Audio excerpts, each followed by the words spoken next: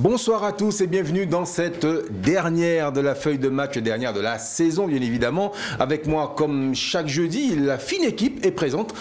Maître Pascal Bon, bonsoir. Bonsoir Ronny, et oui effectivement on va essayer d'être bon pour la dernière.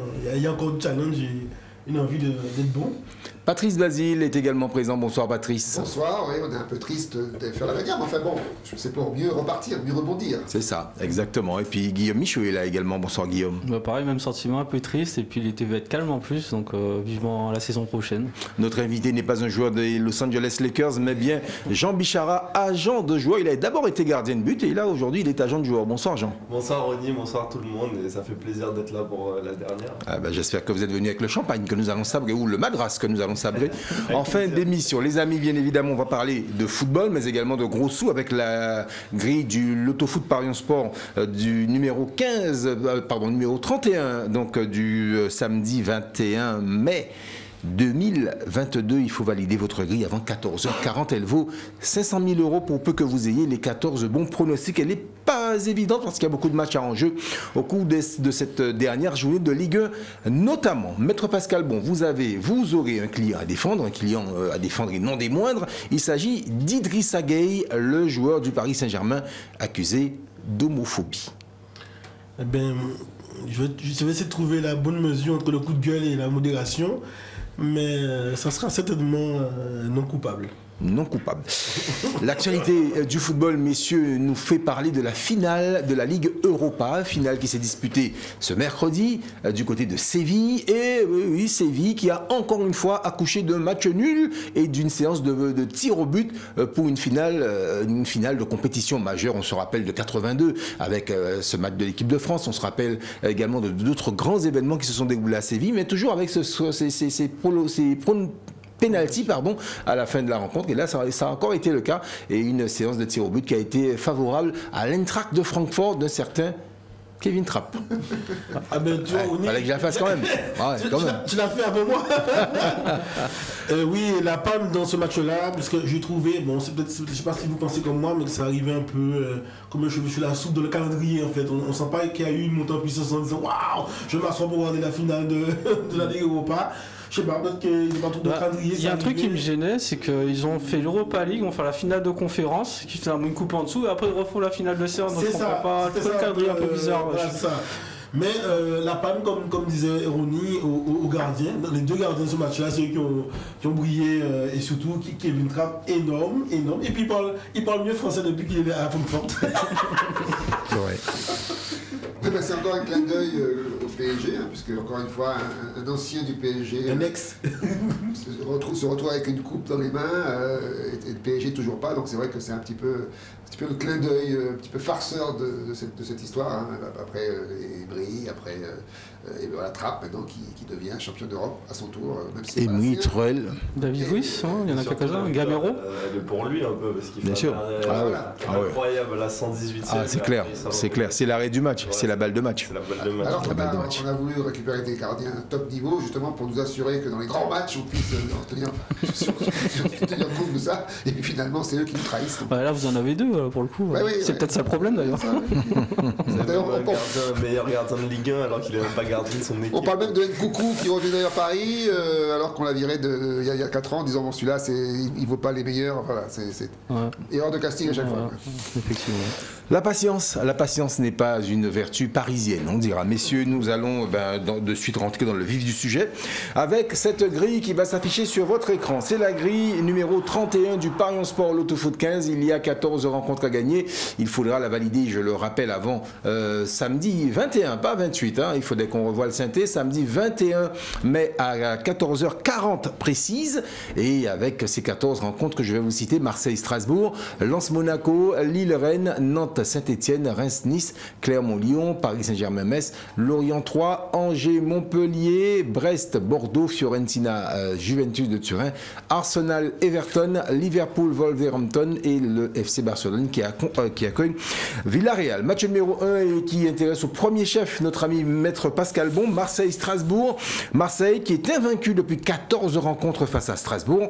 La dernière victoire strasbourgeoise remonte au 9 avril 2005. Marseille doit impérativement s'imposer et espérer un faux pas des Monégasques pour accrocher solidement cette deuxième place. Mais ce n'est pas encore le cas, c'est loin même d'être le cas, mon cher maître. C'est vrai, Onine. Alors j'ai une petite pensée pour notre confrère Aléroth, grand supporter de Strasbourg, et qui se souvient des confrontations qui ont plutôt favorables à Marseille, que ce soit en couple des années 90-2000, mais jusqu'à présent, puisque il me semble qu'au match aller, Marseille a fait un match à l'outil, un match extraordinaire et plein contre Strasbourg. Donc là, j'ai envie de dire, alors peut-être que Guillaume et Patrice nous diront quels sont les absents, puisque bon, on a senti la différence face à Rennes à l'extérieur, mais à domicile, dans une position où il faut chercher ce côté dauphin qu'on était plus tranquillement et puis on s'est mis en difficulté.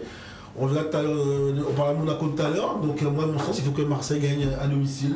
Malgré tout, et s'ils ont fait un match aller, ils peuvent le faire un match retour face à la plus belle réussite et surprise de l'année qui confirme Strasbourg.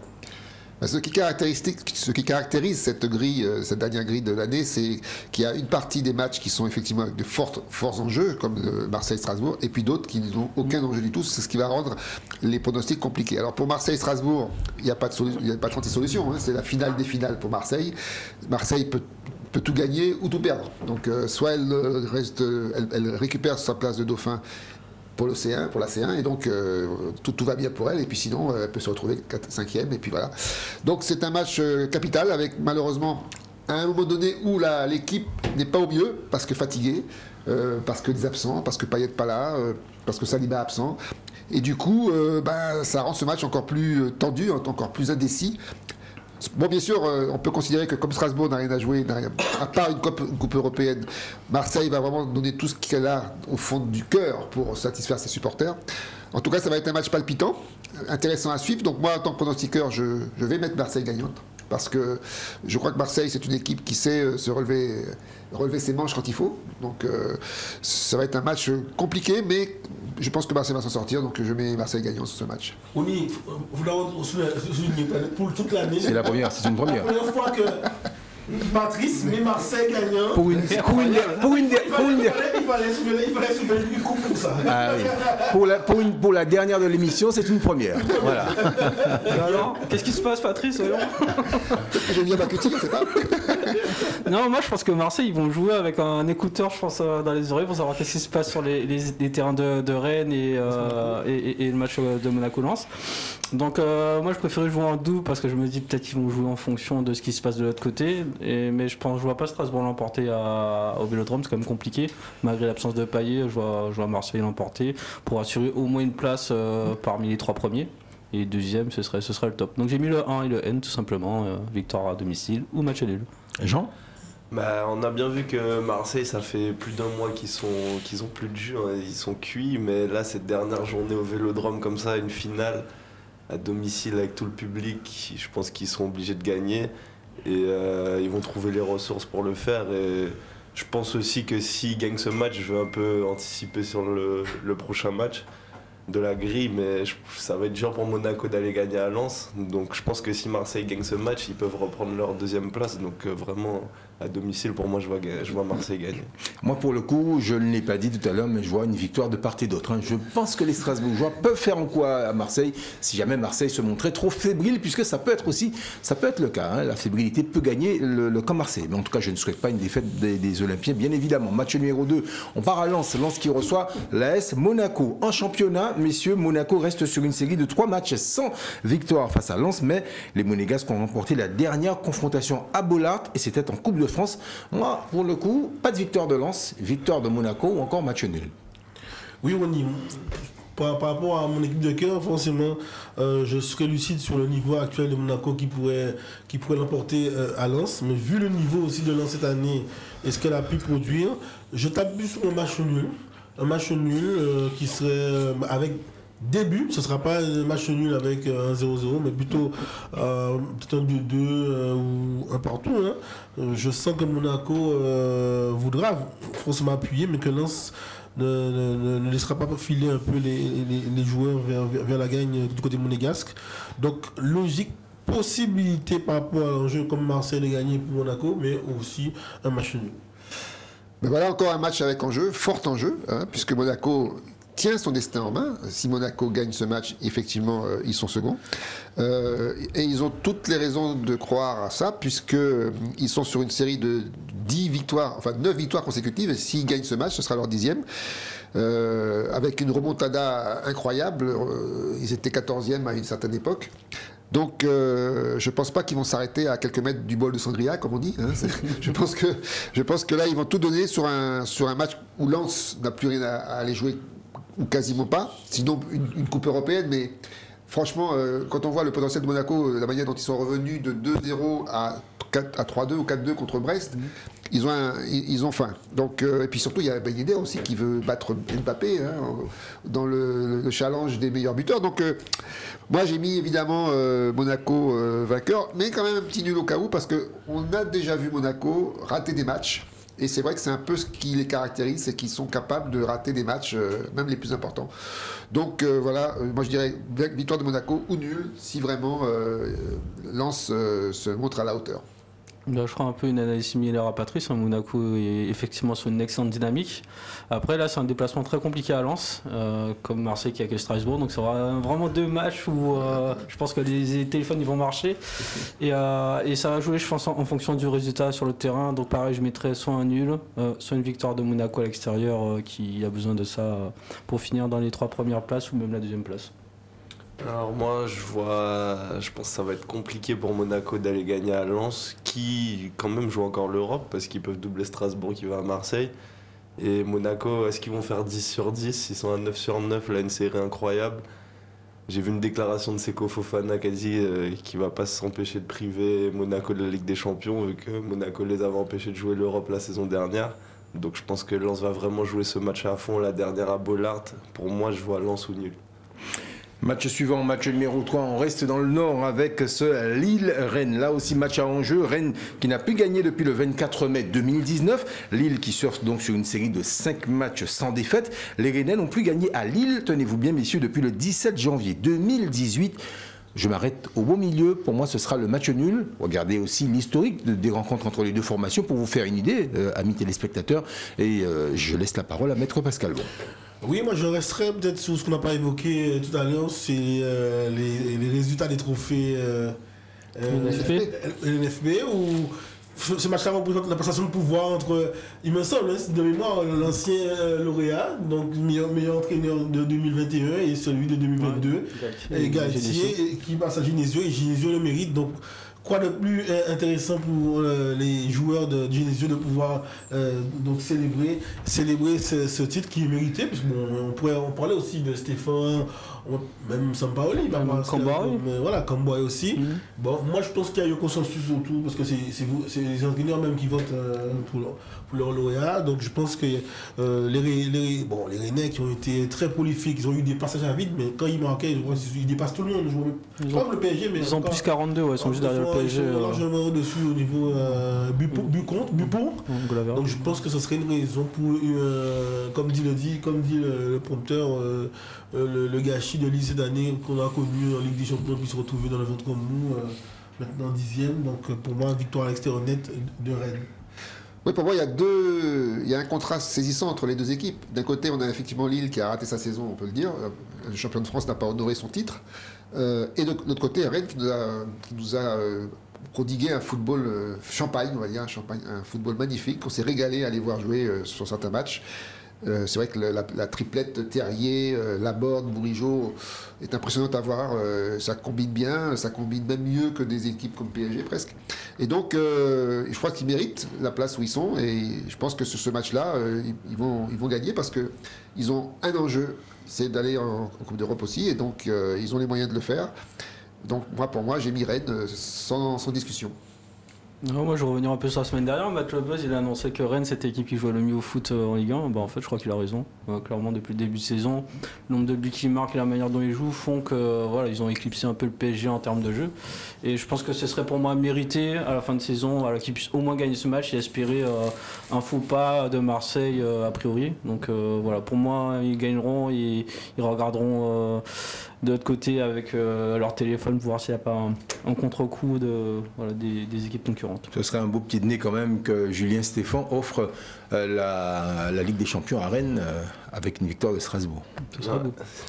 Non, moi je pense qu'il a tout dit. Moi je vois Rennes aller gagner, surtout que Lille, Lille joue plus rien, même s'il faut faire quand même attention. Ils ont été tués tous les espoirs de Nice la semaine dernière, donc faut quand même faire attention. Mais là, Rennes, je pense pas qu'ils vont laisser cette opportunité et ils vont espérer un faux pas sur notre terrain pour accrocher le podium. Quatrième et dernier match avant la première pause de cette émission et le Synthé va nous réparer cela puisque vous avez vu tout à l'heure qu'il y avait une petite erreur sur Nantes qui avait le logo de Rennes qui était celui en fait de Nantes. Attention, sacrilège. Nantes que l'on retrouve qui va disputer un match très très important également face à l'AS Saint-Etienne pour une simple et unique raison, c'est que l'AS Saint-Etienne a besoin au moins de matchs nuls pour jouer les barrages si jamais Metz ne parvient pas à gagner, en tout cas perd contre le Paris Saint-Germain. En tout cas Nantes, les Nantais restent sur 4 matchs sans défaite, mais à Nantes, Saint-Etienne n'a plus perdu depuis 5 matchs, soit le 10 janvier 2016. Je vois pour le coup, je vais couvrir entièrement la ligne, la couverture complète pour moi, puisque ce match-là est un match, c'est un peu le match de la mort pour la Saint-Etienne. Ils sont obligés de les mettre sur la pelouse, c'est Cazerie qui l'a dit, s'ils veulent rester en Ligue 1. L'historique des confrontations est en faveur des Nantais qui mènent 40 victoires à 31. Il y a eu 31 matchs nuls au total des 102 confrontations entre les deux équipes. Écoutez, Ronny, depuis leur victoire en Coupe de France, on aurait dit une bécane qui est maintenant en full power. Donc on a débridé la machine.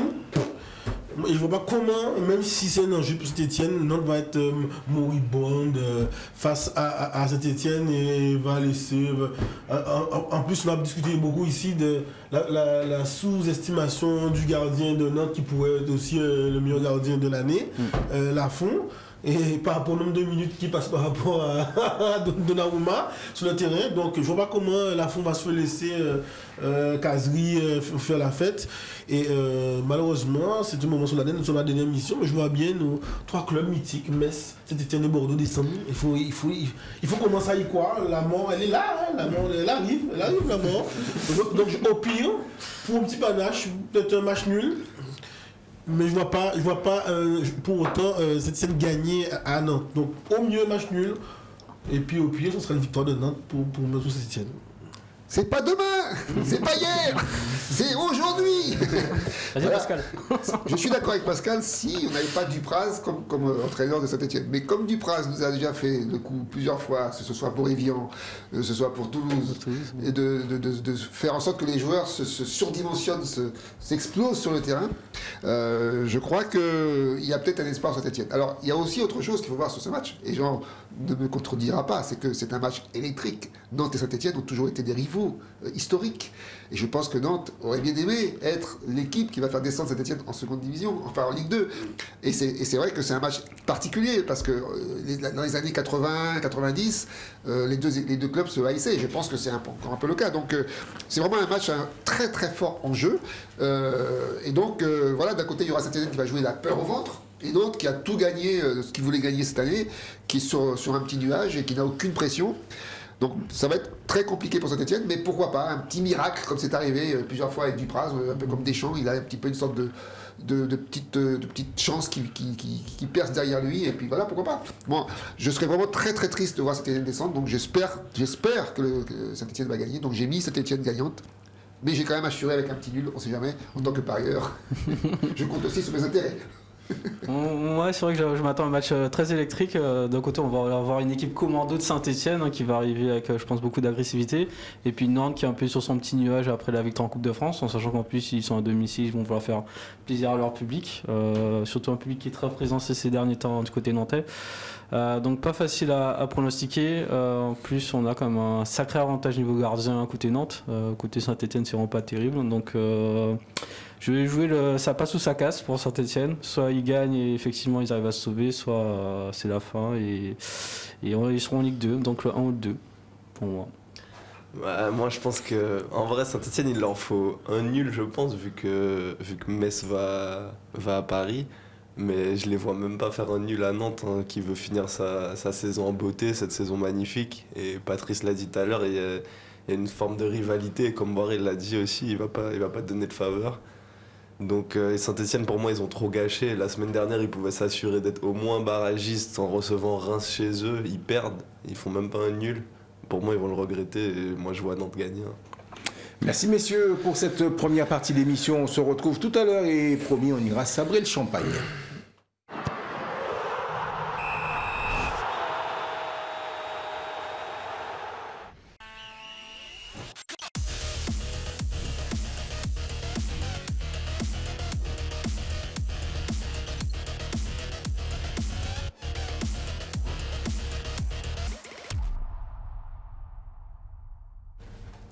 Allez, retour sur le plateau de la feuille de match et je vous l'avais promis, on irait sabrer le champagne. Je suis en compagnie de Maître Pascal Bon, de Patrice Basile, de Guillaume Michaud et de Jean Bichara pour cette dernière émission de la saison. Nous partons en Champagne, à Reims, précisément Reims qui accueille Nice pour le match numéro 5.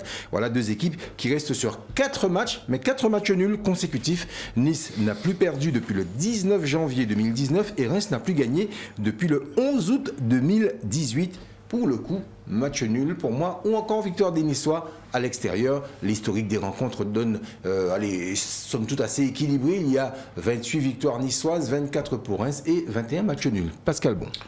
Oui, on peut aimer le champagne et aussi la salade niçoise. C'est vrai que la salade niçoise n'est pas véritablement bien prise sur l'ensemble de l'année. Par moment, on a eu des beaux matchs. Je ne sais pas s'il y a eu un impact sur les confrontations compliquées, les problématiques, les matchs de Marseille reportés et les supporters problématiques. Donc on sent que Nice, malgré un effectif étoffé, il y a manqué quelque chose. Il y a manqué quelque chose cette année. Donc on les voyait peut-être même sur le podium au moment et puis ils se sont un peu affaissés. Et c'est vrai que ce match-là a l'air comme ça déséquilibré, mais c'est un match, moi c'est un des matchs pièges. Je ne pas extraordinaire à regarder, mais c'est un match piège parce qu'on peut se dire que les Rémois fassent un petit résultat, comme on dit, au panache à la maison, mais je vois bien quand même pour autant Nice finir par une victoire à l'extérieur face à Reims. C'est vrai que Nice, ils ont pris un coup quand même sur la tête après la défaite en Coupe de France, ça c'est clair et net, puisque c'était quand même leur principal espoir d'aller en Coupe d'Europe. Donc là, ils doivent absolument battre Reims pour espérer prendre la place de Strasbourg en Ligue Europa. Est-ce qu'ils pourront le faire? Oui, je pense, parce que, encore une fois, ils ont un effectif, ils ont un entraîneur qui les a propulsé à cette place-là, parce que n'oublions pas que Nice l'année dernière c'était une équipe moribonde et Galtier le sorcier a réussi à en faire une équipe qui était capable peut-être d'aller chercher la deuxième place. Donc je pense que contre Reims ils vont gagner ce match, parce que Reims évidemment n'a pas vraiment grand-chose à aller chercher. Encore une fois, c'est un peu ce qui fait le problème de cette grille, c'est qu'il y a des équipes qui n'ont vraiment rien à faire, qui n'ont plus rien à chercher, alors que d'autres ils jouent leur place. Donc moi je mettrai Nice, parce que je pense que c'est la plus motivée qui va gagner. Il y avait une petite série entre Reims et Nice. Il y a 3-0-0 d'affilée, 4 matchs nuls d'affilée. Donc on pourrait espérer un match nul. Mais vu les enjeux côté niçois, ils étaient quand même 3e ou 4e pendant très longtemps. Ils étaient aux portes de la Ligue des Champions. C'est un rêve qui s'est arrêté assez brutalement. Et je pense qu'ils vont au moins essayer d'essayer d'attraper une place en Europa League. Il suffirait qu'ils finissent 4e ou 5e. Donc, sachant que Strasbourg a un déplacement difficile, Rennes aussi. Donc je vois l'emporter tout simplement face à Reims, qui sera, je pense, démotivé sur ce match-là. Ouais, comme je l'ai dit tout à l'heure, ils ont dit adieu à la Ligue des Champions la semaine dernière contre Lille qui jouait plus rien. Là, je pense pas qu'ils feront 2 fois de suite la même erreur pour au moins accrocher l'Europa League. Donc Reims joue plus rien, Reims met beaucoup les jeunes. Je pense que Nice va quand même gagner, parce qu'il leur reste un enjeu, c'est quand même d'accrocher l'Europe. Match numéro 6, nous partons à Clermont. Clermont qui accueille Lyon. Jamais 203 les amis, puisqu'il y a eu 2 rencontres entre ces 2 formations et à chaque fois 2 matchs nuls. Pour le coup, alors moi je me dis jamais 203. Alors jamais 203. Moi je vois le 2, justement. Voilà, victoire de Lyon à l'extérieur. Moi aussi, on y voit une victoire de Lyon qui a raté aussi sa saison, mais qui a besoin de capitaliser pour l'année prochaine. Et même si ici on a loué par moment, en tout cas sur la première partie de saison, le beau jeu à la Clermontoise, je pense que les Lyonnais en feront qu'une bouchée avec ces Dembélé qui est relativement costaud et sérieux à la tâche et il faut en sorte que les Lyonnais puissent l'emporter à l'extérieur. Mais moi, j'adresse un gros big up à Clermont qui a réussi à sauver, parce que franchement, je n'y croyais pas trop au début de saison. Clermont, ils ont réussi à rester en Ligue 1, bravo à eux. Et puis surtout, ils ont révélé un joueur qui s'appelle Bayo, qui est très bon et qui, à mon avis, va encore faire des siennes l'année prochaine. Et puis Lyon, impronosticable, qui bat Marseille 3-0, qui se fait battre par Metz après. Quoi dire? Bon, évidemment, sur ce match-là, alors je pense que les Clermontois sont déjà en vacances, ils sont aux Seychelles. Et Lyon, Lyon, il faut qu'ils réussissent au moins ce match-là pour sauver l'honneur et puis essayer d'espérer que les autres se fassent battre pour accrocher peut-être une petite place en Coupe d'Europe. Mais c'est vrai que c'est terrible ce qui est arrivé à Lyon cette année. Je ne comprends pas ce qui se passe à Lyon. Donc moi, je dirais Lyon gagnant, mais Lyon décevant. C'est vrai qu'on a un Lyon assez désastreux depuis le début de saison. Et moi, je partirais plutôt sur un match nul parce qu'on ne va pas avoir un très beau match. Après, ce qui va peut-être faire la différence, c'est qu'il y a certains joueurs de Lyon qui ont peut-être envie de partir et de montrer leur valeur éventuellement sur ce dernier match. Donc pourquoi pas une victoire de Lyon. Donc j'ai tenté le double là-dessus et je mettrais le nul ou le 2 sur le nul, victoire de Lyon à Clermont, en Auvergne. Ouais, moi je vois quand même Lyon gagner pour ce dernier match. Il n'y a plus de pression, il n'y a plus d'enjeu. On sait que chaque fois qu'il y a eu des matchs un peu où ils jouaient, où il y avait des enjeux, ils ont floppé. Donc là, bon, Lyon, il y a quand même plus de joueurs. Le match, il n'a pas trop d'enjeux, il n'a aucun enjeu. Donc les individualités vont faire la différence et Lyon va gagner, je pense. Match suivant, match numéro 7, messieurs, nous partons au Parc des Princes. Le Paris Saint-Germain qui accueille pour la dernière de Kylian Mbappé cette année, sous le maillot parisien, j'en sais rien. Il va annoncer sa destination samedi ou dimanche, donc on ne sait pas. Mais en tout cas, le Paris Saint-Germain qui accueille Metz. Le Paris Saint-Germain, c'est 12 victoires consécutives et 13 matchs sans défaite face à Metz. A priori, tous les signaux sont ouverts pour les Parisiens. Victoire de Paris. Léonie, j'apprécie que vous commenciez de manière anticipée votre deuil. C'est bien, c'est responsable. Et c'est vrai que dans ce match-là, pour moi, ça sera un match un peu de profitation. Je pense encore qu'ils vont dérouler un super jeu. Et ils vont étouffer les Messins. Et comme j'ai dit, ils vont contribuer également. Donc on parlait de décès, de mort, descente. Mais malgré l'entraîneur, malgré l'ambiance qu'il a pu créer, je vois pas. Parce qu'en plus, PSG ils vont aimer ça. En plus, ce mec va être obligé de jouer, de se découvrir, d'aller chercher cette hypothétique victoire. Et puis, on sait bien comment les Parisiens bien jouer encore tranquillement. Ils vont se la mettre avec des passes longues et tranquillement. On va louer encore Mbappé ou bien les seconds couteaux qui vont peut-être jouer à ce match-là. Donc, non, pour moi, victoire du champion.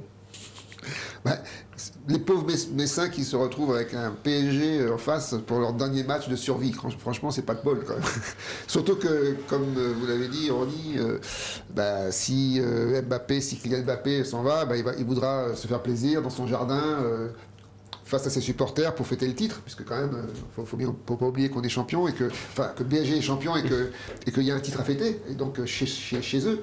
Donc je pense qu'ils vont se régaler sur ce match. Évidemment, ils vont jouer comme la semaine dernière contre Montpellier. Ils vont s'amuser comme des fous. Et Metz n'existera pas, à moins que. Mais bon. Évidemment, je mettrai PSG gagnant sur ce match et puis on verra bien. Mais je pense qu'il n'y a pas de problème. Ça aurait été une journée avant, peut-être Metz aurait eu une petite chance là sur le dernier match d'Mbappé, en plus qu'il joue le classement du meilleur buteur, mais aussi qu'il joue le classement du meilleur passeur avec Mbappé, ils vont sur la compétition dans le même match. Voilà, désolé pour Metz, mais c'est très compliqué, c'était pas un bon jour et malheureusement pour Metz en tout cas ce sera une victoire pour Paris. Ouais, dernier match comme ça au Parc des Princes, dernière d'Mbappé, dernière tout court je pense, c'est pas dernière de la saison. Donc franchement, mais ça, ils peuvent faire ce qu'ils veulent, mais ça sera pour moi du 4-5-0. Donc voilà, ils vont espérer une défaite de Saint-Etienne et voilà, ils ont encore cette option-là. Donc voilà, mais pour moi, Paris, sans hésiter. Match suivant, match numéro 8, nous partons à Lorient. Lorient qui accueille 3. Lorient qui surfe sur une vague de 7 matchs sans défaite face à Lorient. La dernière victoire lorientaise remonte au 27 février 2016. Pour moi, ce sera le match nul. Regardez un peu comme l'historique des rencontres entre les deux formations. Il y a 9 victoires partout et 5 matchs nuls. Mais voilà, je prône le match nul. Oui, on y va. Allez, trouver un petit peu de. Ah, une petite claque de te dire. Malgré tout, ça reste un match de la grille, donc il faut être lucide sur le pronostic. Mais quel match bof, quoi. Voilà, le match bof de la grille, c'est celui-là. Hein. Moi, j'ai mis une prime à Lorient domicile. Mais je suis d'accord avec vous, on est sur peut-être une grande possibilité. Ça finit sur un match nul tranquille, chacun avec le moins de bobo psychologique, tranquillement, on finit. Voilà, je ne pense pas que 3. Alors 3, après un moment, jouaient bien au ballon. Je crois qu'ils ont aussi des attaquants qui sont du lot par rapport à l'équipe. Mais je ne vois pas 3 pour autant. À ce fameux stade très particulier, pelouse très particulière gagnée à domicile. Enfin, contre l'équipe à domicile, Lorient qui reçoit. J'avais annoncé tout à l'heure que cette grille comportait un certain nombre de matchs que je vais appeler amicaux, pour ne pas les appeler les matchs bof, parce que c'est vrai que ce sont vraiment des matchs amicaux. Lorient, en faisant le nul contre Bordeaux la semaine dernière, ils se sont sauvés, ça y est, ils sont rassurés. Idem pour 3, qui entre parenthèses aura fait une magnifique fin de saison, parce que franchement 3 c'est pareil, moi je les voyais à la charrette depuis un certain temps. Et puis finalement ils ont fait une fin de saison tonitruante, en battant des grosses équipes. Donc voilà, on se retrouve avec un match amical entre le 17e et le 15e. Je pense que là on va vraiment assister à un match nul, 0-0 au moins, parce que tous ces joueurs-là, ils n'ont qu'une seule envie, c'est d'aller en vacances et d'arrêter avec le football pendant un petit moment. Déjà, j'ai vu le nom de l'affiche, j'ai failli m'endormir. Heureusement que les matchs, ils ont lieu tous en même temps. Comme ça, au moins, celui-là, on n'est pas obligé de le suivre. Non, ce sera un 0-0, tout simplement, voilà, sans saveur. Désolé. Ouais, moi, je vois aussi un match nul. Peut-être pas un 0-0, parce que les dernières journées, généralement, les équipes se lâchent un peu. Surtout ça, c'est deux équipes qui sont soulagées de ne pas être descendues, qui ont joué le maintien jusqu'à la fin, donc ils vont un peu se lâcher. Mais ouais, match nul. Voilà pour ce match sans enjeu. Match suivant, match numéro 9 entre Angers et Montpellier. Là aussi, match sans enjeu mais avec Angers. Et oui, Montpellier qui mène 12 victoires à 4 face aux Angevins. Il y a eu 8 matchs nuls. Montpellier est invaincu depuis 3 matchs face à ces Angevins, mais à domicile, eh bien, Angers n'a plus perdu depuis le 10 janvier 2018, soit 3 matchs. Bon, je sais pas, je vois bien la victoire d'Angers pour le coup. Ronny, permettez rappeler à tous ceux qui ont fait leurs études d'équipe le train, on se disait, là, tu fais des études où? À Angers? Ok, d'accord. C'est dur. Parce qu'il y a Bordeaux, il y a Paris, donc on dit, ok, prochaine gare à Angers. On fait vite, il reste 1 heure pour arriver à Paris pour faire la fête. Mais on sait que oui, tu peux faire de belles études à Angers, tu ne seras pas perturbé par les attractions nocturnes. Donc c'est pour ça que je me dis, voici la jumelle du match précédent, un match aussi bof. Pour deux équipes qui sont rassurées sur leur maintien en Ligue 1, avec beaucoup de déceptions du côté de Montpellier qui n'a pas su peut-être gérer le départ de ses stars, de ses pépites. Là encore, je vois pas les équipes se mettre en danger. Donc effectivement, moi aussi j'ai mis les matchs nuls, mais c'est vrai que ça peut être une victoire pour moi plutôt de Montpellier à l'extérieur. Peut-être. Mais sans conviction. Moi, j'ai fait mon service militaire à Angers à l'époque où on faisait le service militaire. Donc j'ai fait cette gare-là, je la connais bien. Je connais aussi. Ah ouais. Et à l'époque, je crois que l'équipe était même pas en Ligue 2, c'était en première division. Ouais, nationale, ouais. Et donc voilà. Alors ça, c'est les deux équipes les pires de la saison. C'est les Angers. J'ai jamais vu Angers aussi mauvais que cette année. Et Montpellier. C'est vrai que depuis qu'ils ont perdu leurs 2 joueurs stars, on ne les a plus vus du tout. Et donc ils se retrouvent 14e et 13e. Heureusement pour eux qu'ils n'ont pas été plus bas, parce que sinon c'était pareil, ils se retrouvent dans la charrette. Quoi dire de ce match? Alors là, oui, là je dis oui, match bof, parce que ces deux équipes-là n'ont rien montré et je ne pense pas que ce soit des matchs amicaux qui vont montrer quoi que ce soit, malgré des joueurs comme Bouffal, comme Cabot, qui malheureusement ne sont pas là, mais qui, toute la saison, ont été absents quand même, malgré le fait qu'ils étaient sur le terrain, on ne les voyait pas. Donc je leur mets à ces deux équipes un bonnet d'âne, comme on faisait à l'époque dans les classes, dans les écoles, parce que c'est vraiment deux équipes qui nous ont vraiment déçus.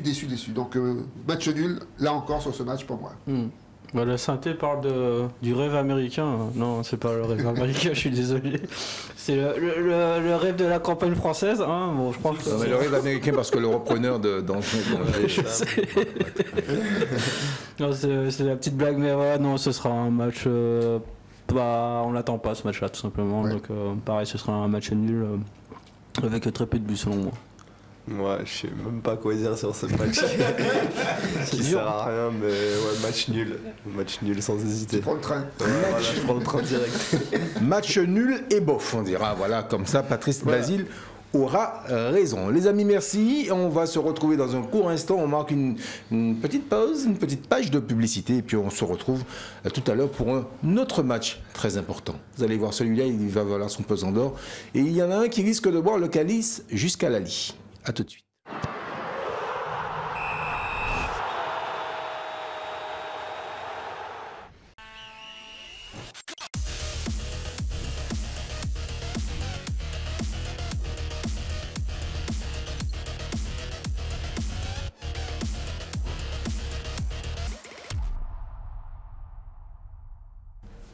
Retour dans la feuille de match et vous voici désormais dans la toute dernière partie de cette émission avec Patrice Basile, Maître Pascal Bon, Guillaume Michaud et notre invité du jour, Jean Bichara. Maître Pascal Bon, dois-je vous rappeler qu'en fin d'émission, vous aurez un client à défendre. Il s'agit d'Idrissa Gueye, le joueur du Paris Saint-Germain, qualifié d'homophobe. Match numéro 10, messieurs, je vous avais promis du suspense. Bah oui, il y en a un petit peu quand même, puisque rien n'est pas tout cuit pour les Bordelais, qui risquent quand même de boire le calice jusqu'à la lie.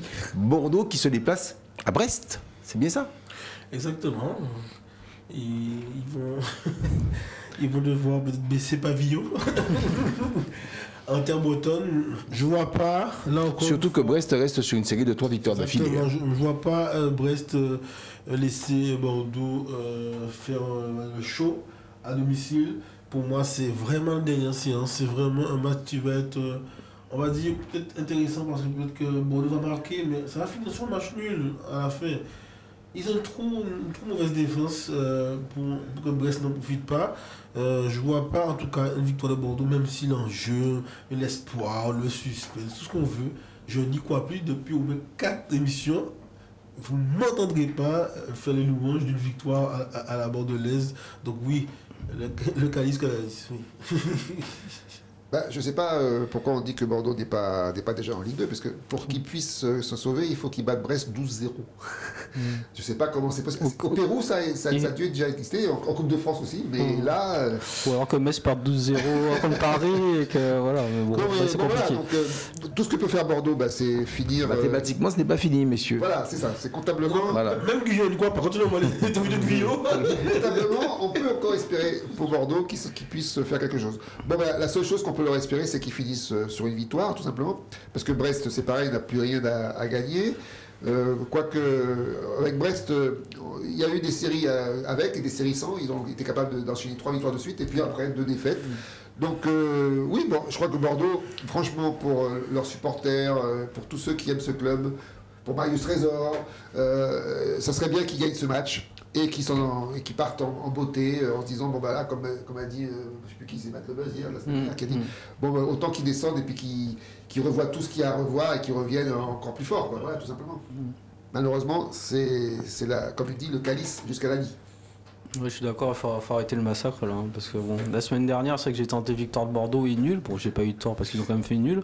Et bilan, les gars, ils ont fait match nul, ils sont partis en boîte de nuit après le match, je pense à Nyang. Donc ça montre déjà leur degré de motivation, quoi. Je veux dire, s'ils veulent faire l'exploit, c'est pas en allant en boîte le lendemain d'un match nul, d'un résultat peu glorieux. Il était écarté du groupe. Moi, j'ai toujours un peu de mal avec ça, vous savez, quand on dit oui, ils sont allés en boîte de nuit. Je veux dire, vous passez une mauvaise journée au boulot, vous n'allez pas vous changer les idées en boîte de nuit. Oui, mais moi je fais pas des activités physiques. Mais c'est leur métier, je veux dire, voilà. C'est-à-dire que tu vas courir peut-être un peu moins vite si tu as bu 3 bouteilles de whisky.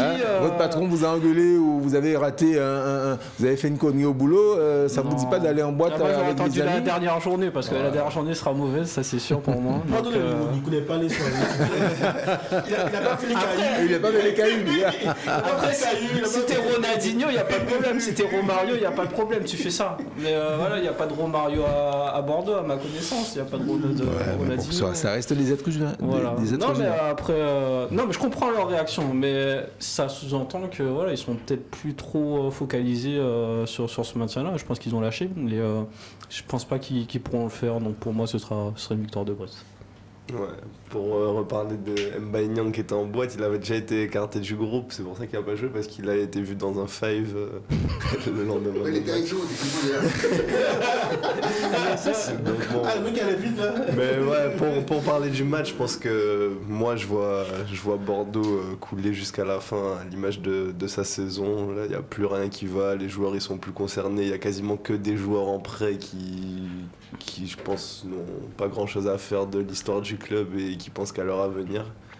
Et vu la situation financière du club, ça risque d'être compliqué même la saison prochaine en Ligue 2. Donc il faudra faire attention. Mais en tout cas pour ce match, je vois Brest gagner.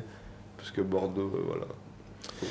Merci messieurs, on va tourner un petit peu plus vite, on va profiter de Bordeaux pour dire que l'opération Livre a été un succès fou, à telle enseigne que l'an prochain, en début de saison, on remet une couche avec le livre de Marius Trésor. Vous étiez très nombreux à le solliciter, très nombreux à le gagner sur bien évidemment la feuille de match. L'année prochaine, en début de saison, on en remet une couche avec Patrice Basile également et les partenaires, notamment Madras, qui nous ont suivis pour cette opération. Direction l'étranger maintenant les amis, on va tourner un petit peu plus vite. Fiorentina, Juventus de Turin, c'est le match numéro 11. La Juve qui reste sur 3 victoires d'affilée et 4 matchs sans défaite face à la Fiorentina.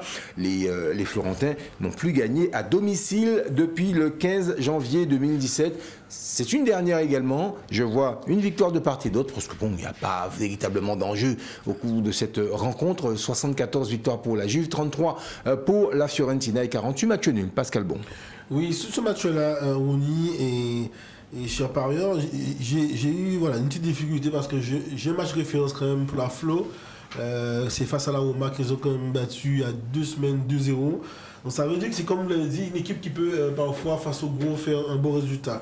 Pour autant, par rapport à l'équilibre des doubles sur la grille, j'ai quand même gardé une victoire de la Juve. Bon, pareil, un peu comme disait Jean aussi, peut-être, même s'il y aura peut-être des départs, mais il y a Dybala, il y a des mecs qui ont envie peut-être finir sur une bonne note. Bon, on sait aussi que ça sera aussi intéressant de regarder le duel Milan-Inter. Je pense que l'Italie va regarder ce week-end de très près. Donc ce match-là sera intéressant quand même. Ce sera un match qui nous rappellera de la grande époque de Batigol, Batistuta, et voilà, ça c'était les duels épiques. Donc là quand même, on peut penser qu'on peut avoir une surprise, mais je vois quand même la Juve l'emporter à l'extérieur. Ben là, je mettrais une pièce sur l'équipe la plus motivée. La plus motivée, c'est la Fiorentina, parce que la Juventus, ça y est, elle est déjà qualifiée pour la C1 l'année prochaine. Entre parenthèses, la Juve, c'est une des premières fois qu'elle n'a aucun trophée dans l'année. Donc ça prouve que la saison a été difficile. Mais Fiorentina cherche une place européenne, donc ils ont intérêt à se défoncer sur ce match, même s'ils sortent de 4 défaites sur 5 matchs, dont un gros 4-1 contre la Sampdoria. Mais bon, je pense que la Fiorentina a plus d'envie sur ce match et je mettrai la Fiorentina en vainqueur potentiel. Mais moi, personnellement, je mets mon triple sur ce match parce que c'est vrai que tout peut arriver sur ce match. Et c'est le seul match que je vois vraiment très indécis et très compliqué à pronostiquer, soit l'une, soit l'autre. Donc j'ai préféré mettre mon triple. Et je rajouterais en plus que ces deux équipes qui sont un peu rivales quand même. Il y a eu beaucoup de transferts qui ont fait parler. Je pense à Roberto Baggio à l'époque qui était parti de la Fiorentina pour aller à la Juve. On retrouve encore le même exemple avec Dusan Vlahovic, donc qui vient de la Fiorentina. Est-ce qu'il ne va pas faire mal à ses anciens coéquipiers? C'est possible, hein, parce qu'ils les connaissent en face. Et puis côté Juve, il n'y aura pas Dybala, il n'y aura pas de Chiellini. C'est quand même deux pions, je pense, essentiels de l'équipe. Donc pour moi, match très difficile à pronostiquer. Donc je mettrai mon triple un peu comme Patrice l'a fait, parce que On connaît pas trop les degrés de motivation de chacun sur ce match-là. Ouais, c'est vraiment compliqué. C'est vrai qu'il n'y a pas spécialement d'enjeu. La Juve peut plus bouger de sa 4e place.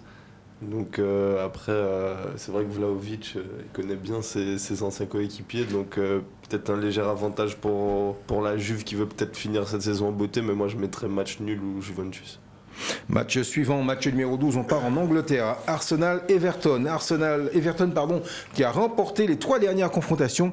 Mais Arsenal a une obligation de gagner pour espérer. Regardez, 66 victoires pour les canonniers d'Arsenal, 36 pour Everton, les Toffees, et 29 matchs nuls. Pour moi, victoire d'Arsenal. Oui, Ronnie, une victoire nationale qui paraît un peu osée, hein, parce que ils ont tout perdu quasiment cette semaine. Enfin, le rattrapage de calendrier, on pensait qu'il y avait un suspense sur la possibilité de doubler Chelsea, tout ça, catastrophe. Catastrophique. 2 matchs perdus et qui s'éloignent un petit peu de cette zone européenne intéressante pour eux, même s'ils sont 5e. Mais c'est pas ce qu'ils voulaient atteindre. Ils voulaient atteindre la C1. Et c'est vrai que là, au contraire, on a Everton qui parfois se lâche bien avec Richarlison et aussi un autre attaquant que j'aime bien aussi voir à Everton. Et c'est vrai que je me dis, ça va être compliqué quand même pour Arsenal. Ils vont vouloir finir bien, mais je pense que ça va être compliqué. Donc peut-être match nul ou une victoire nationale, comme dit le CT, peut-être à bout de souffle. Mais ça va être compliqué pour Arsenal malgré tout. Oui, c'est vrai qu'Arsenal a craqué au pire moment. Là, ils sont un peu comme pour Marseille d'ailleurs, hein, dans la même situation, puisqu'il faut qu'ils battent donc Everton et qu'en même temps, Tottenham perde contre Norwich. Bon, donc, mais on sait quand même que Arsenal aime bien ce genre d'équipe, Everton. On sait que les Nketiah, les Saka, les Odegaard, ils sont quand même très efficaces ces jours-ci, même si effectivement ils ont eu des mauvais passages dernièrement. Mais je pense que Arsenal va gagner ce match parce que d'abord, ils ont tout à fait intérêt à le gagner, s'ils veulent encore espérer être en C1. Et puis Everton, ça reste une équipe très modeste, très moyenne, qui normalement ne devrait pas poser de problème à Arsenal dans la logique du football. Moi, je trouve qu'Arsenal entretient un peu sa réputation de magnifique perdant. Ils étaient quasiment 4e pendant la moitié de la saison et là, ils se retrouvent à la fin à se faire dépasser par Tottenham. C'est un peu dommage pour eux. Et là-dessus, du coup, je les vois quand même gagnant parce qu'ils sont meilleurs qu'Everton. Mais c'est une équipe qui est capable de craquer à n'importe quel moment parce que mentalement, c'est des jeunes quand même. C'est une équipe très très jeune. L'entraîneur est très très jeune aussi. Et là, la pression va être forte. Et en plus, je crois pas que Tottenham va craquer face à Norwich. Enfin, je vois pas trop. Voilà. Donc ça va être de toute manière, c'est peine perdue. Donc soit ils ont quand même le courage d'aller faire un résultat chez eux, soit ils voient le score de l'autre côté, ils se disent c'est bon, on lâche et puis ça changera pas grand-chose. Donc le 1 ou le 2 pour moi. Non, je pense que c'est pas sur ce match que Arsenal va perdre sa Ligue des Champions. C'est sur les dernières semaines où ils se sont écroulés, notamment la finale pour la Ligue des Champions face à Tottenham. Donc je pense qu'ils vont quand même gagner parce que c'est le dernier match chez eux et qu'ils vont espérer un faux pas de Tottenham, mais même si je pense que Tottenham va pas craquer contre le dernier. Donc, mais voilà, je vois quand même une victoire d'Arsenal qui a encore une fois tout gâché sur les dernières semaines. Liverpool-Wolverhampton, c'est le match numéro 13. Liverpool a une série en cours de 6 victoires consécutives face aux Wolves. 36 victoires pour les Reds, 10 pour Wolverhampton et 7 matchs nuls. Voilà le bilan des 53 confrontations. Pas de souci pour les Reds qui devraient l'emporter. Oui, on peut se dire ça, mais quand on voit le match, je ne sais pas si c'est le match de cette semaine ou on a vu un match un peu compliqué, hein, quand même. Des fois, défensivement, on a une équipe un peu tendre. Maintenant, là je vous donne raison, Ronnie, c'est là, il n'y a pas tous les titulaires n'étaient pas là. À Liverpool, et les seconds boutons ont vraiment fait oublier les titulaires. Enfin, ils ont relancé, ils ont égalisé avec des joueurs, à part du Jota qui était là, je veux dire, les autres étaient non, ils étaient au repos et les mecs ont même fait le job. Donc je me dis, face à un deuxième Hampton, je pense que Liverpool aura à cœur. Je l'ai dit, c'est la journée à regarder. Je pense que dimanche, messieurs, mesdames, c'est samedi, mais c'est samedi, dommage, parce que dimanche, la fête des voisins. Mais là, il faut dimanche. Voilà, c'est ça. Donc, dimanche le match. Voilà, invitez les voisins pour regarder la première ligue. Et puis, je pense que franchement, ça sera intéressant parce que vu le mini faux pas de City avec ce match nul, le panache sera au rendez-vous dans ce match-là, comme dans le match de City. Un match à regarder, et pour moi, une victoire quand même de Liverpool pour la beauté du football. De toute façon, en cette fin de saison, Liverpool n'a que des finales à jouer. Ils ont la finale de la Champions League. Ils ont cette finale-là, puisque pour eux c'est une finale, puisque s'ils gagnent ce match et que Manchester City se vautre de l'autre côté, ils sont champions d'Angleterre. Ils ont eu une finale la semaine dernière aussi. Ils ont eu une finale la semaine dernière, donc ils enchaînent. Alors c'est peut-être là, qu'ils vont se retrouver piégés. Ils peuvent aussi tout perdre. Parce qu'on l'a vu contre Southampton, même s'ils ont fait tourner, mais ils sont pas à l'abri de surprises. Donc Wolverhampton, c'est vrai, ne va peut-être pas leur poser de problème, mais quand même, quand vous jouez tous les 3 jours et que vous avez autant de pression sur les épaules, à un moment donné, vous pouvez craquer. Donc moi je mets évidemment Liverpool vainqueur, mais je suis très curieux de savoir comment ça va se finir tout ça, parce que c'est un championnat qui est extrêmement intéressant, c'est une équipe qui a tout gagné cette année, et peut-être qu'ils vont tout perdre, c'est ça le paradoxe. Donc voilà, à suivre. Non, moi je pense qu'il faut pas sous-estimer Liverpool, ils ont 89 points, c'est exceptionnel, il y a 2 défaites depuis le début de saison, aucune à domicile. Et là ils accueillent les Wolves, c'est la dernière journée, ils sont 40 points de Manchester City. Pour moi, à domicile, ils vont faire le travail. C'est une équipe très professionnelle et ils vont pas laisser de points pour moi. Après, ils vont regarder. Ils ont gagné les 2 coupes, non ? Ils ont gagné la FA Cup et la Carabao Cup aussi. Ouais. Donc, effectivement, avec des champions, pourquoi pas. Ils peuvent faire le quadruplé et là, effectivement. Ils ont de l'histoire. Ouais. Bon, Benzema sera quand même Ballon d'Or, ça change rien, mais ce sera bien pour Liverpool en tout cas. Et non, je vais l'emporter contre les loups qui sont pas si mordants que ça finalement. Donc, moi, je vois Liverpool gagner sans hésitation. Je pense que même si pour moi ça suffira pas pour être champion, parce que je vois mal City faire 2 faux pas de suite. Je sais pas quand c'est arrivé la dernière fois, je crois que Klopp en a parlé en conférence de presse, mais c'est pas dans l'ADN de l'équipe de Liverpool de laisser comme ça. Ils vont faire le boulot, même s'ils ont déjà, je pense, la tête à la finale de la Ligue des Champions la semaine d'après. Mais en tout cas, Liverpool va s'imposer facilement. Le match numéro 14 nous emmène en Espagne. Il va opposer le FC Barcelone à Villarreal. Le Barça, les amis, qui a remporté les 5 dernières confrontations et n'a plus perdu depuis 27 rencontres face aux sous-marins jaunes, soit depuis le 9 mars 2008. Ça fait beaucoup pour ce Barça qui est un grand, on dira, j'aime bien le dauphin inespéré, mais dauphin quand même mérité. Et oui. Et ce dauphin-là, je pense qu'il l'emportera face aux sous-marins jaunes. Match compliqué à pronostiquer parce qu'on a quand même vu récemment encore le chantier, quelques petits chantiers qui restent encore à Xavi. Parfois, quand on passe un petit peu vers le milieu et l'arrière, il y a encore du chantier. On sent encore les insuffisances qui font qu'ils sont que dauphins finalement, et qu'est-ce qui fait qu'ils ne sont pas champions. Et en face, on a une équipe, qui a vraiment réussi sa saison, qui maintenant tout un peuple, toute une ville, toute petite ville modeste d'Espagne maintenant sont sous un nuage carrément malgré la défaite en Ligue des Champions. Et peut-être que Moreno, Gérard et les siens, les gars vont vouloir peut-être jouer et de façon à faire un beau match face à un gros. Et même s'ils sont à l'extérieur, je vois peut-être contrarier un peu le Barça qui est déjà qualifié aussi d'une manière inespérée tranquillement pour la C1. Je vois bien peut-être un match nul ou peut-être une victoire avec un but de Jong en plus pour le Barça.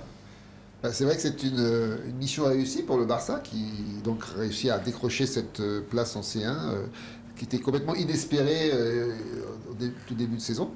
Donc bravo à eux. Et puis, donc du coup, ça nous fait un match à pronostiquer assez compliqué parce que voilà une équipe de Barça qui est un petit peu en roue libre, comme ils l'ont prouvé en faisant nul contre Retafe la semaine dernière. Et Villarreal qui l'a montré contre Chelsea. Oui, c'est ça. Ils ont réussi quand même une belle saison. Mais je pense qu'ils vont avoir envie de se payer la peau du Barça pour finir, parce que c'est toujours prestigieux de battre le Barça. Donc attention à ce match. Donc en tant que pronostiqueur, j'ai envie de prendre un petit risque et de mettre Villarreal vainqueur parce que Barcelone n'a plus rien à gagner. Ils ont réussi ce qu'ils voulaient faire et que Villarreal, ça reste des accrocheurs. Ils aiment bien accrocher les gros. Et puis donc cette dernière journée peut être leur journée. Donc moi je mettrai Villarreal en vainqueur. Moi, je vois le Barça qualitativement un peu meilleur que Villarreal. Et je vois pas que Xavi forcément laisser sa dernier match. C'est quelqu'un d'assez professionnel. On l'a déjà vu engueuler ses joueurs quand ils perdent 2 matchs d'affilée. C'est un peu compliqué dans le vestiaire. Donc Villarreal est 7ème et je crois aussi ça risque pas trop de bouger côté Villarreal au niveau du classement. Donc pour moi, ce serait une victoire à domicile devant son public pour préparer la saison prochaine. Ouais, dauphin inespéré parce que quand on voit le début de saison, c'était vraiment improbable. Donc ça prouve le travail de Xavi. Et je suis curieux de voir ce que ça va donner la saison prochaine. Mais en tout cas, ouais, moi je vois aussi le Barça finir en beauté cette saison. Chez eux à domicile contre Villarreal qui joue plus rien, même si le Barça joue plus rien, mais ils vont finir en beauté parce que Xavi c'est quelqu'un d'assez rigoureux comme il l'a dit. Exactement, messieurs, merci. On va compiler tout ça et tout à l'heure, nous allons vous proposer, très chers amis téléspectateurs, la synthèse de la grille. Pour l'heure, parole à la défense. Ça va être chaud, vous allez voir. Et dans Parole à la défense, aujourd'hui, Maître Pascal Bon, vous avez un client à défendre et non des moindres. Il s'agit d'Idrissa Gueye, le joueur du Paris Saint-Germain, accusé d'homophobie. On vous écoute. Ah bon? Ah mince. J'ai oublié mon foulard LGBT. Est-ce que vous m'excluez de la fin de match? Bah écoutez, un petit peu quand même. Ah ben voilà. Non, plus sérieusement, c'est un excellent client parce que quelque part, on finit cette saison, je voulais vous laisser un peu de réflexion pour le mois d'août sur pas mal de choses. Est-ce qu'aujourd'hui, on peut considérer, puisque c'est la question qui nous réunit aujourd'hui, c'est le comportement d'Idrissa Gueye qui s'est abstenu de porter un maillot lors d'une journée qui correspondait à la journée mondiale contre l'homophobie, où l'équipe du PSG a porté un maillot aux couleurs LGBT. Toutes les équipes. Voilà, face à Montpellier, où Paris s'est imposé largement sans Idrissa Gueye 4-0. Donc l'idée aujourd'hui, c'est plusieurs questions. De savoir est-ce que le fait de s'abstenir de porter un maillot suffit à dire qu'on est homophobe? Est-ce qu'il y a maintenant un grand écart? C'est soit on est homophile ou est-ce qu'on est homophobe? L'idée c'est de se dire aujourd'hui, qu'est-ce qu'on attend d'un joueur de foot? Puisque j'ai envie de dire aussi derrière, il y a Valérie Pécresse qui vient, qui s'amène, qui dit oui, il faut le sanctionner. Maintenant il est convoqué par... C'était pas lui, il était à la manif pour tous, là. Voilà. Donc du coup, il est convoqué par la comité éthique de FFF parce qu'il s'est abstenu de porter un maillot et pas jouer. Mais heureusement qu'on a quand même, à Paris, il y a le collectif des supporters parisiens qui le soutient, qui relève aussi son comportement irréprochable sur l'année. Donc, est-ce qu'on peut ici réduire et dire qu'à partir du moment où... Parce qu'il a dit, pouvoir peut-être promouvoir la cause LGBT heurte ses considérations personnelles religieuses. Est-ce qu'aujourd'hui, on peut aussi se poser la question de à quel moment, puisque si on reprend l'analogie par rapport aux objecteurs de conscience au niveau de l'armée, il faudrait couper la tête à tous les gars qui refusent d'aller porter une arme. S'il suffit de dire que quelque chose j'ai pas envie de défendre cette cause-là, suffit à dire que je suis homophobe. Peut-être qu'il n'a pas envie, parce que là aussi il y a une confusion parfois. Est-ce que porter un maillot qui est dans les valeurs arc-en-ciel de LGBT, donc c'est un mouvement, une cause, suffit à dire qu'on peut le confondre avec la lutte contre l'homophobie. On peut être dans la homophobie sans porter un maillot arc-en-ciel. Je peux regarder la Gay Pride sans pour autant monter dans un char. Voilà. Donc est-ce qu'un acte aussi négatif de se dire, puisque mes convictions heurtent et je me mets en retrait, doit être maintenant sanctionné? Je me dis, c'est un petit peu comme l'affaire Zuma, il va falloir quand même un moment, il faut peut-être un peu laisser un peu, parfois peut-être que les gens s'ennuient, peut-être qu'ils s'ennuient, dans la communauté éthique s'ennuient, peut-être que parfois On a dit qu'il ne fallait pas que les médias restent trop sur le cas Mbappé, on n'avait rien à se mettre en fin de saison, il fallait créer un buzz ou quelque chose, et puis le pauvre Vidra Guelguin qui s'est comporté de manière totalement irréprochable dans toute l'année, ça lui tombe dessus. Moi je vois qu'il va falloir peut-être, au cours, j'ai dit, des mois à venir, c'est pour sa question là-dessus, qu'est-ce qu'on attend d'un joueur de foot? Qu'est-ce qu'on attend aussi de quelqu'un, on va dire, du droit et des obligations de chacun de pouvoir porter à la fois ses convictions sont heurtées? Comment trouver ce consensus entre j'ai pas forcément envie de défendre telle cause, qu'elle soit LGBT ou autre chose. Donc quand je ne veux pas, j'y vais pas, je vais pas à la manif, j'y vais pas. Donc pourquoi je vais être sanctionné d'avoir un acte positif de sanction parce que je décide de me retirer d'une cause? Moi je pense que ça allait plus loin et attention que la lutte contre l'intolérance ne devient pas intolérante. Merci à vous, Maître Pascal Bon, pour cette dernière plaidoirie de la saison. Je vous propose, mes très chers amis téléspectateurs, d'oser déjà bien d'avoir sur votre écran, de regarder votre écran. Vous allez voir, vous allez apercevoir, voilà, ça y est, elle arrive, la grille que nous vous proposons pour ce Parion Sport, l'Autofoot 15 à valider jusqu'au samedi 21 mai à 14h40. En heure locale. Marseille, Strasbourg. La synthèse vous propose le 1. Lens Monaco, le N et le 2. Lille, Rennes, le N et le 2. Nantes Saint-Etienne, le 1, le N et le 2. Reims Nice, le 2. Clermont Lyon, le 2. Paris Saint-Germain Metz, le 1. Lorient 3, le N. Angers Montpellier, le N. Brest Bordeaux, le 1 et le N, Fiorentina Juventus le 1 et le 2, Arsenal Everton le 1, Liverpool Wolverhampton le 1 et enfin FC Barcelone Villarreal le 1 et le N, et tout ça peut valoir ces 100 000 € pour peu que vous ayez les 14 bons pronostics. Alors dans ça, il y a forcément des surprises qui se sont glissées. À vous de trouver, on vous a donné quand même suffisamment d'éléments, on a été suffisamment bavard pour que vous ayez, eh ben oui c'est vrai, on a été suffisamment bavard pour que vous ayez en tout cas matière à remplir votre grille durant ce week-end. Merci à vous, merci à Maître Pascal Bon de m'avoir supporté pendant toute l'année. Il faut me supporter quand même. Très bien. Merci à Patrice Basile. On espère être là l'année prochaine et avec la Coupe du Monde et tout ça, enfin ça va être une belle saison. C'est le choix du président, on verra avec le président ce qu'il décide. Voilà. C'est pas nous qui décidons, nous ne sommes que les exécutants. Merci à Guillaume Michaud. J'ai hâte d'être à la prochaine saison, surtout qu'il y a des beaux transferts qui sont en train de se faire. Je pense à Land qui est parti à Manchester City. Et il y aura peut-être son rival qui va partir au Real. Donc voilà, ça promet des beaux matchs de Ligue des Champions. Ou peut-être pas. Ou peut-être pas. Merci à Jean Bichara. C'est la 3e fois, je crois, qu'il vient chez nous. Hein, 3e fois, la 3e, mais j'espère pas la dernière. Jean, agent de joueur, j'imagine que tu commences déjà à étoffer ton carnet d'adresses. Ouais, c'est ça, petit à petit, c'est l'objectif. Déjà en France et après développer aussi à l'étranger. Et puis des petits Guadeloupéens, des jeunes Guadeloupéens, des pépites Guadeloupéens également. De les récupérer dès le plus jeune âge pour avoir de belles ambitions. Merci à Bruno et merci également à Morgane pour la réalisation technique, en tout cas toute l'année. Ils nous ont également supporté. Merci les gars, ciao. On se retrouve bien évidemment, si le président le veut et si monsieur le directeur le souhaite, eh bien la saison prochaine. Bonne soirée à tous.